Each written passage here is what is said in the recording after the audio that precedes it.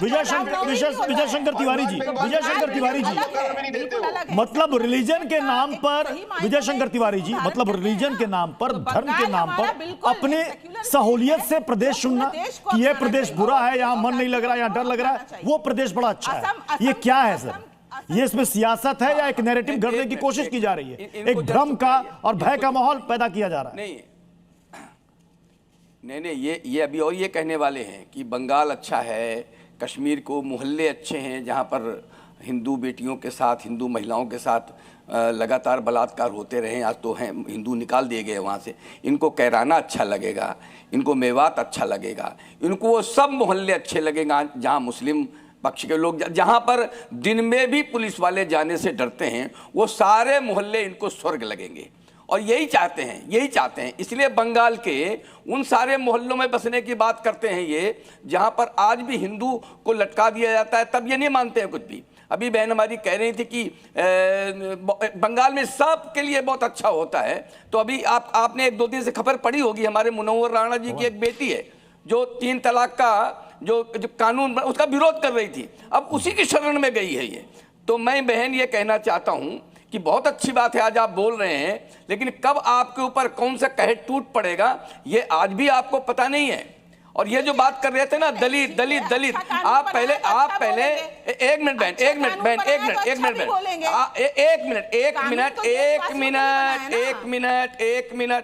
मैं कह रहा हूं इस देश में सबको अपनी पूजा करने का अधिकार है, लेकिन भारत की हिंदू संस्कृति को खत्म करने का अधिकार किसी को नहीं है। अब इस देश में कोई कश्मीर, कैराना, मेवात नहीं बनने वाला है, ये मानकर चलिए। आप पूरे देश में कैराना, मेवात, कश्मीर बनाने की जुगत में लगे हुए थे, वो उत्तर प्रदेश में आपको बनाने से रोका जा रहा है। यही आपकी समस्या है, यही आपकी समस्या है।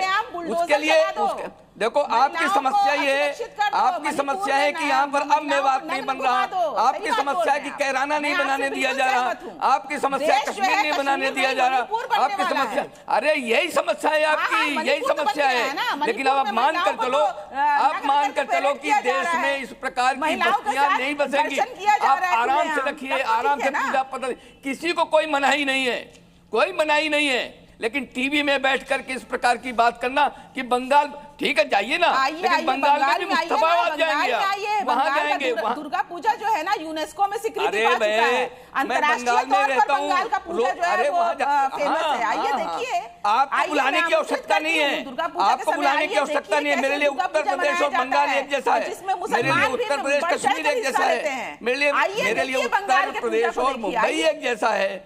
आपके लिए उत्तर प्रदेश और बंगाल में अंतर है, आपके लिए जहां आपको मेवात नहीं बनाने दिया जा रहा, मुमताज आलम रिजवी जी, विजय शंकर तिवारी जी ने बड़ी अच्छी बात की विजय शंकर तिवारी जी ने कि ये देश पूरा भारत सबका है, भाजपा में शासित कोई भी नागरिक कहीं भी जाकर रह सकता है। तो ये जो लकीरें खींचने की कोशिश की जा रही है कि साहब ये इस प्रदेश में डर लग रहा है, फलाने प्रदेश में वहां मेरा मन लगेगा, वो वहां मुझे डर नहीं लगेगा, ये लकीर खींचने की कोशिश क्यों की जा रही है?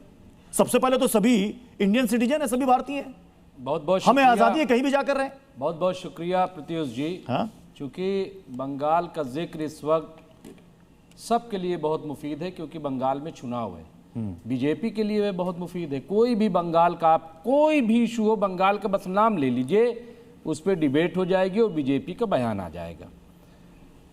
मैं बिल्कुल इत्तेफाक नहीं करता जो उन्होंने कहा कि बंगाल मुझे जाना है, नहीं, डर भी है, तब भी उत्तर प्रदेश में रहना है, शिकायत करना है, प्रोटेस्ट करना है, मतलब डर है।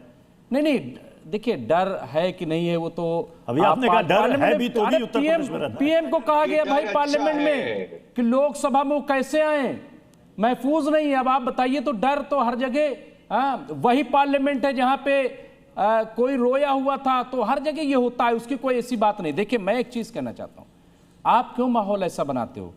आप 12 लोग एक घर में अपने जा करके नमाज पढ़ लेते हैं, आप उनके खिलाफ मुकदमा कर देते हो, क्यों करते हो? सड़क पे कह रहे हो नमाज ना पढ़ो, ठीक है, अब आप घर में भी नमाज ना पढ़ो, छत पे भी नमाज ना पढ़ो, ये सब आप कर क्यों रहे हो? क्या इससे फर्क पड़ रहा है? आप कहना क्या चाहते हो? आप बुलेट और बुलडोजर से सरकार क्यों चलाना चाहते हो? पहली सरकार है जिसपे कई बार कोर्ट के तमाचे लगे, क्यों? क्यों ऐसा हो रहा है? मैं तो ये जानना चाहता हूं।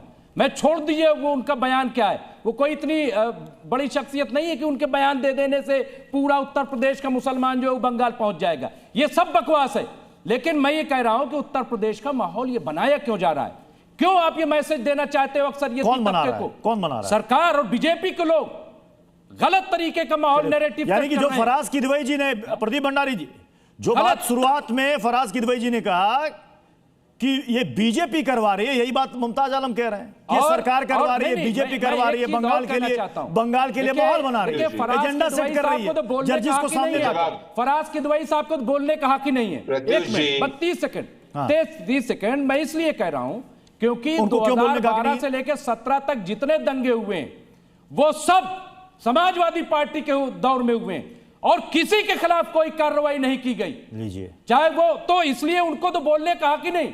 अगर देखा जाए तो सिर्फ एक हुकूमत है, बहन मायावती जी की हुकूमत है 2007 से 12 तक, जहां न बुल्लट है न बुलडोजर है, लेकिन जो प्रशासन था थर थर फराज किदवई साहब देखिए गोल शिफ्ट हो गया। जेल में थे, ऐसी सरकार फराज किदवई साहब यहां से तो गोली शिफ्ट हो गया।